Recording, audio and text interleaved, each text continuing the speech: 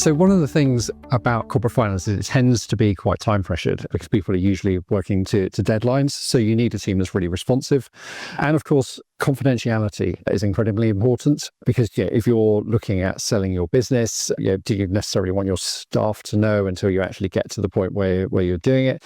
You certainly don't want your competitors to be spreading rumors like that in the market. So you need to have confidence that your team are discreet.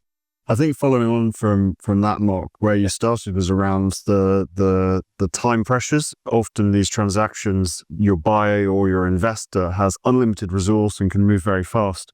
So it's about giving the resource to allow you to match them. And then on top of that is the technical knowledge to be able to negotiate the deal and the structure that's right for you. Yeah, that's right. And a bit of creativity as well, because all deals are different. So an experienced team that have done a lot of deals and are used to working through the nuances and finding that way through those inevitable challenges which will arise as part of the process.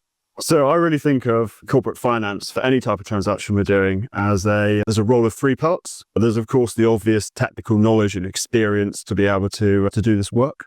But on top of that, then there's just the capacity and project management that allows us to be able to deal with so many different parties and moving parts in a transaction.